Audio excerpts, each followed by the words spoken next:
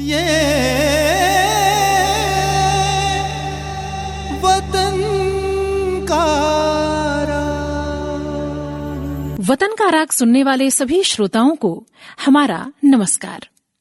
सन 1700 से 1740 तक का समय भारत के इतिहास में अनेक युद्धों के साथ साथ एक महान नेता और वीर सेनानी के नाम रहा, जिसने अपने पराक्रम और सैन्य कुशलता से पूरे देश को एक सूत्र में बांधने की कोशिश की, उसे एक राष्ट्र की जंजीर में पिरोया। ये कुशल सेना नायक था बाजीराव, जो बाजीराव बल्लाल के रूप में भी जाना जाता है। बाजीराव का जन्म 18 अगस्त सन 1700 में सिन्नर, महाराष्ट्र के पास एक गांव में हुआ था। उनके पिता बालाजी विश्वनाथ शाहू के पेशवा थे। बाजीराव का बचपन सासवाड़ की नव अधिगृहित जागीर में बीता, जो उनके पिता की देखरेख में थी। बचपन उनका केवल पढ़ने लिखने और संस्कृत के अध्ययन तक सीमित नहीं रहा।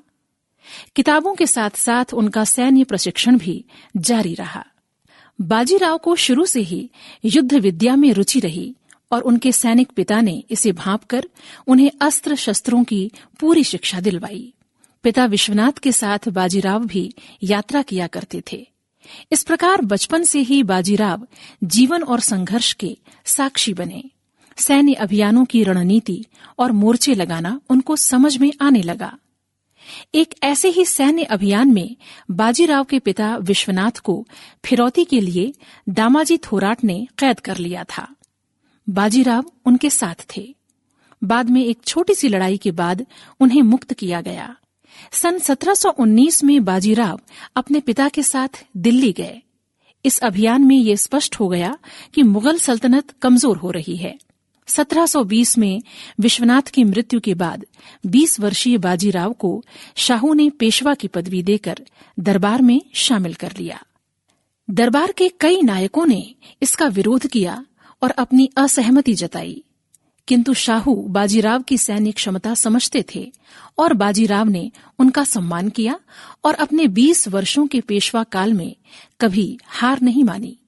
पेशवा नियुक्त होने के बाद सबसे पहले बाजीराव ने मुगल बादशाह मोहम्मद शाह को घेरा, जो छत्रपति शिवाजी की मृत्यु के बाद उनके द्वारा विजित क्षेत्रों पर कब्जा कर बैठा था। बाजीराव के दबाव में मोहम्मद शाह को एक संधि करना पड़ी, जिसके फलस्वरूप मराठों को दक्षिण के 6 राज्यों में चौथ यानी कर वसूलने का अधिकार मिल गया। ये पेशवा बाजीराव की पहली कूटनीतिक विजय थी।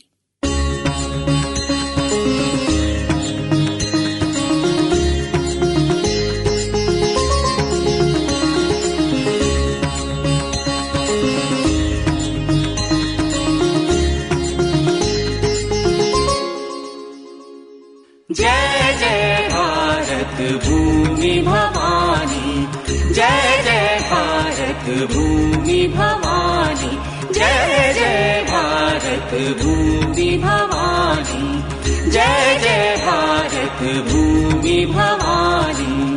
अमरों ने भी तेरी महिमा बारंबार बखानी। जय जय भारत भूमि भवानी, जय जय भारत भूमि भवानी।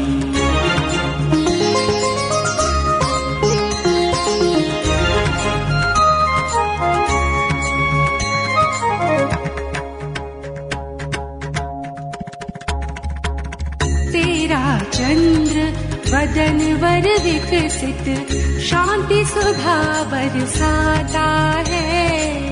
मलया निश्वास निराला नव जीवन सरसाता है। हृदय हरा कर देता है यह, हृदय हरा कर देता है यह अंचल तेरा धानी। जय जय भारत भूमि भवानी, जय जय भारत भूमि भवानी।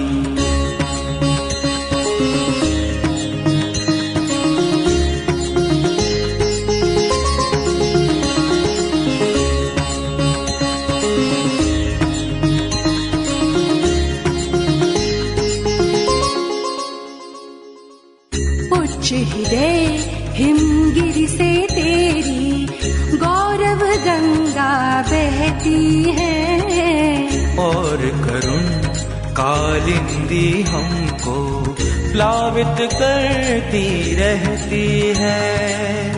मौन मग्न हो रही देख कर, मौन मग्न हो रही देख कर सरस्वती विधिवाणी। जय जय भारत भूमि भवानी, जय जय भारत भूमि भवानी।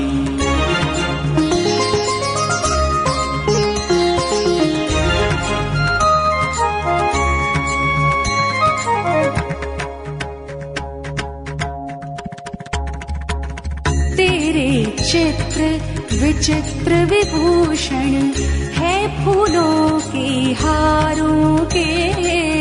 उन्नत अंबर आतपत्र में रत्न जड़े हैं तारों के। केशों से मोती झरते हैं, केशों से मोती झरते हैं, या मेघों से भूमि भवानी, जय जय भारत भूमि भवानी। अमरों ने भी तेरी महिमा बारंबार बखानी। जय जय भारत भूमि भवानी, जय जय भारत भूमि भवानी। बाजीराव के पेशवा पद पा जाने से कई क्षत्रप नाराज थे, जैसे नारोराम मंत्री, अनंतराम सुमंत, श्रीपदराव पंत प्रतिनिधि, खांडेराव दाभाड़े और कान्होजी भोंसले। इन वरिष्ठ सभाजनों को साथ में लेने की बजाय बाजीराव ने युवा सभासद जैसे मल्हार राव होलकर और रामोजी शिंदे को अपना विश्वास पात्र चुना। साथ में पवार बंधु, पिलाजी जाधव और फतेह सिंह भोंसले को जोड़ा और इन सबको कमांडर बना दिया। दक्षिण में मुगल वायसराय निजाम उल मुल्क आसफ जहां ने अनधिकृत रूप से सारे क्षेत्र को अपना राज्य जैसा घोषित कर रखा था। उसने मराठों के दक्षिण के राज्यों से कर वसूलने के अधिकार को चुनौती दी। 4 जनवरी सन 1721 को बाजीराव ने इस विवाद को सुलझाने के लिए आसफ जहां से चिकलथाना में मुलाकात की। इसका कोई परिणाम नहीं निकला। मुगल बादशाह मोहम्मद शाह ने आसफ जहां को दक्षिण में वजीर बनाकर भेजा था, किंतु उसकी बढ़ती शक्ति और महत्वाकांक्षा देखकर मुगल बादशाह ने उसे अवध का वजीर बनाना चाहा। किंतु आसफ जहां ने हुक्म उदूली की और दक्कन में ही अपना स्वायत्त राज्य फैलाने का षड्यंत्र जारी रखा। आखिर मुगल सेना भेजी गई, किंतु निजाम ने बाजीराव पेशवा की मदद से मुगल सेना को पराजित कर दिया। युद्ध में विजय के लिए निजाम ने बाजीराव को 7,000 आदमियों की मनसबदारी, हाथी और बहुमूल्य रत्न देकर सम्मानित किया। वस्तुतः निजाम असली मराठा शासक शाहू तथा मुगल बादशाह को प्रसन्न कर पूरा दक्षिण अपने कब्जे में करना चाहता था, और इस खेल में मराठा उसके सबसे बड़े प्रतिद्वंद्वी थे। कोल्हापुर में संभाजी द्वितीय भी मराठा सिंहासन पर अपना अधिकार जता रहे थे। निजाम इस आंतरिक कलह का फायदा उठाने की फिराक में था। उसने चौथ देने से मना कर दिया तथा संभाजी द्वितीय को अपना मोहरा बनाकर मराठों पर आक्रमण कर दिया। बाजीराव शाहू जी को पहले ही बता चुके थे कि हम कोई संधि नहीं करेंगे। निजाम ने पुणे पर आक्रमण किया और उसे जीतकर संभाजी द्वितीय को राजगद्दी पर बैठा दिया। फिर निजाम की सेना ने आसपास के गांवों में लूटपाट शुरू कर दी। बाजीराव ने सतारा के शाहू के समर्थन में गुरिल्ला युद्ध शुरू किया और निजाम की सेना को पुणतांबा में गोदावरी नदी के तट पर घेरा। बाजीराव ने निजाम के विजित क्षेत्रों में व्यापक नुकसान किया। खानदेश और बरार को जीता, फिर ताप्ती नदी पार कर पूर्वी गुजरात पर जीत हासिल की। बाजीराव को खबर मिली कि निजाम फिर से पूना की ओर लौट रहा है, तो बाजीराव वापस बुरहानपुर के पास से निकलकर औरंगाबाद की ओर निकला। अपने राज्य के उत्तरी क्षेत्र की बर्बादी सुन निजाम ने बाजीराव का पीछा किया। पालखेड़ के निकट निजाम की सेना को बाजीराव ने चतुराई से चारों ओर से घेर लिया। विवश होकर निजाम ने 6 मार्च 1728 को मुंगी शेव गांव में संधि पत्र पर हस्ताक्षर किए। शाहू जी को मराठों का राजपद मिला। मराठों को दक्षिण में कर वसूलने का अधिकार मिला। बाजीराव की ये अभूतपूर्व विजय थी।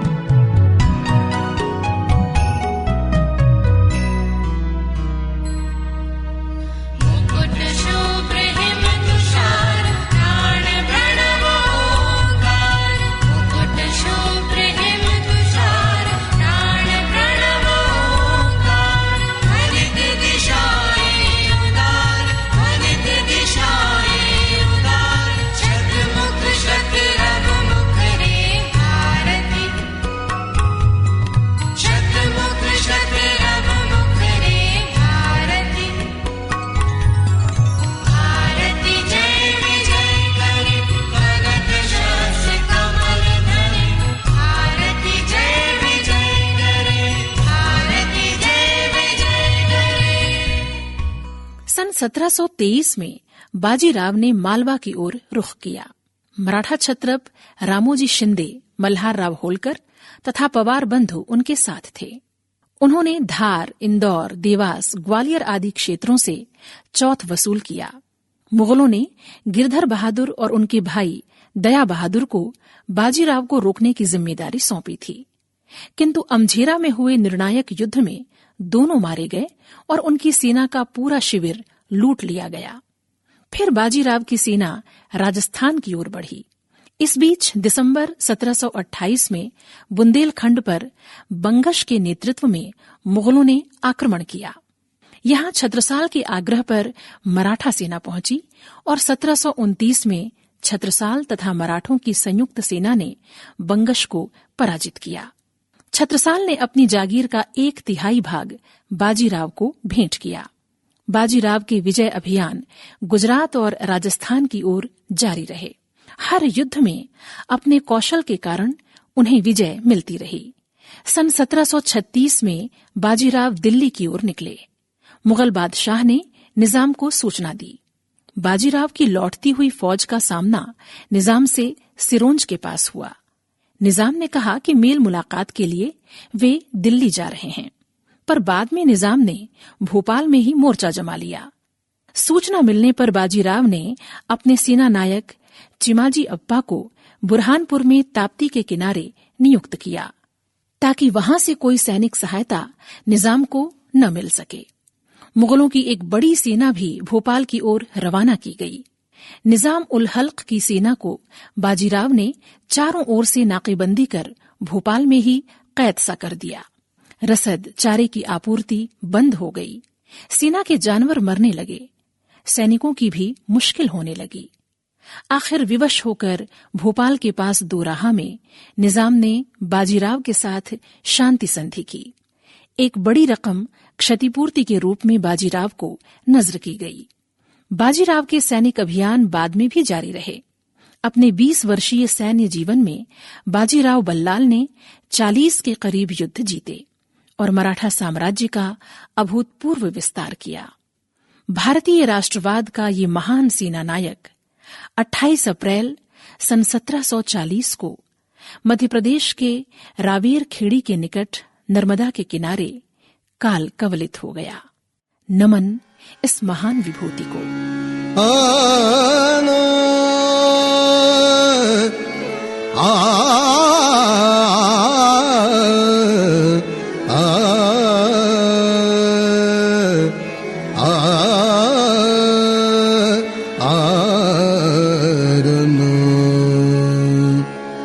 विठ्ठलाच्या पायी थरारली वीट, विठ्ठलाच्या पायी थरारली वीट, विठ्ठलाच्या पायी थरारली वीट, विठ्ठलाच्या पायी थरारली वीट, राऊळीची घाट निनादली, राऊळीची घाट निनादली, विठ्ठलाच्या पायी थरारली वीट, विठ्ठलाच्या पायी थरारली वीट, विठ्ठलाच्या पायी थरारली वीट, विठ्ठलाच्या पायी थरारली वीट।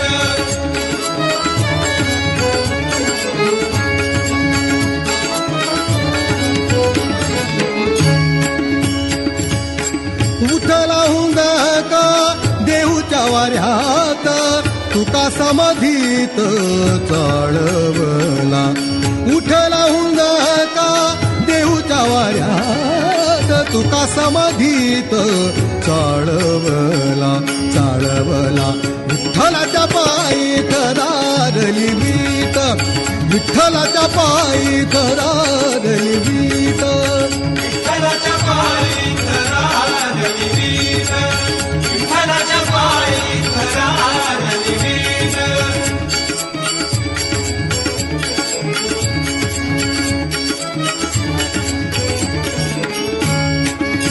अनाथांचा नाथ सोडून पार्थिव, अनाथांचा नाथ सोडून पार्थिव, अनाथांचा नाथ सोडून पार्थिव अनाथांचा नाथ सोडून पार्थिव निघाला वैष्णव वैकुंठासी निघाला वैष्णव वैकुंठासी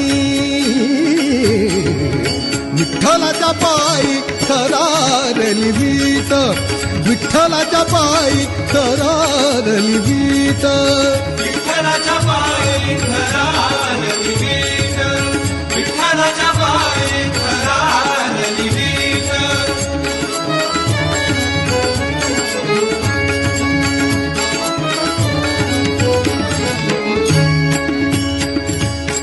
उठला हुंदका देऊच्या वाऱ्यात तुका समाधीत चाळवला उठला हुंदका देऊच्या वाऱ्यात तुका समाधीत चाळवला चाळवला विठ्ठलाच्या पायी थरारली वीट विठ्ठलाच्या पायी थरारली वीट विठ्ठलाच्या पायी थरारली वीट विठ्ठलाच्या पायी थरारली वीट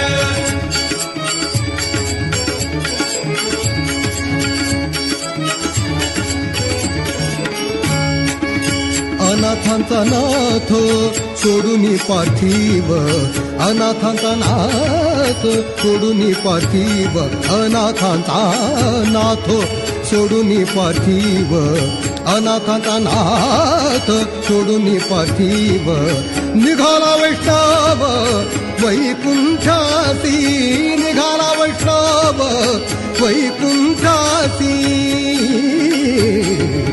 विठ्ठलाच्या पायी थरारली वीट विठ्ठलाच्या पायी थरारली वीट विठ्ठलाच्या पायी थरारली वीट विठ्ठलाच्या पायी थरारली वीट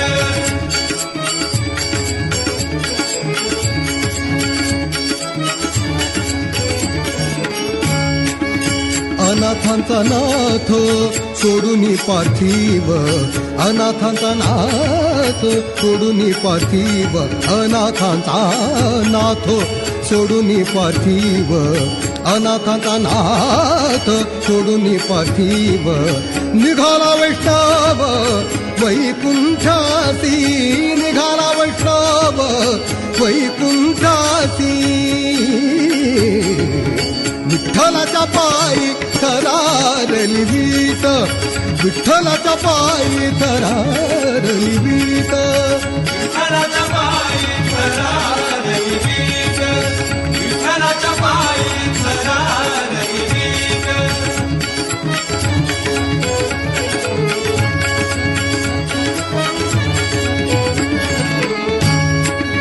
संत म्हणतीला मणी शेवटला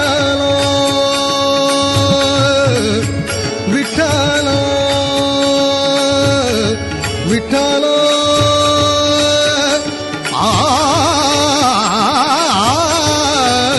विठ्ठल विठ्ठल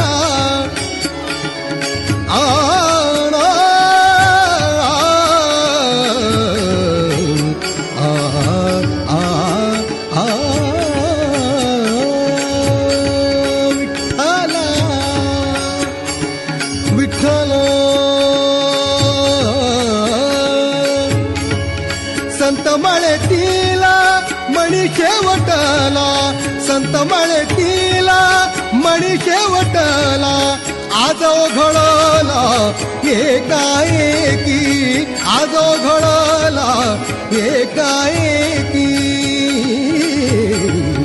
विठ्ठलाच्या पायी थरारली वीट विठ्ठलाच्या पायी थरारली वीट विठ्ठलाच्या पायी थरारली वीट विठ्ठलाच्या पायी थरारली वीट राहुळीची घाट निनादली राहुळीची घाट निनादली विठ्ठलाच्या पायी थरारली वीट विठ्ठलाच्या पायी थरारली वीट विठ्ठलाच्या पायी थरारली वीट विठ्ठलाच्या पायी थरारली वीट विठ्ठल विठ्ठल विठ्ठल विठ्ठल विठ्ठल विठ्ठल विठ्ठल विठ्ठल विठ्ठल विठ्ठल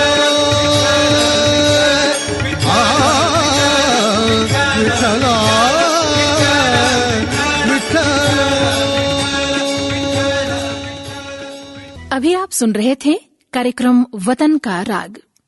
मार्गदर्शन श्री शिवशेखर शुक्ल, समन्वय श्री संजय यादव, प्रस्तुति स्वराज संस्थान संचालनालय, संस्कृति विभाग, मध्य प्रदेश शासन, भोपाल। ये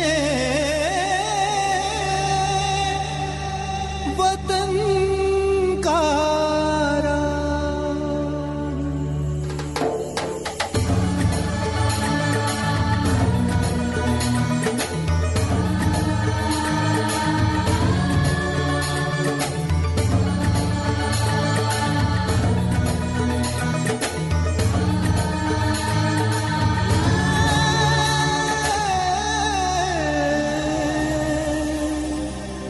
वतन का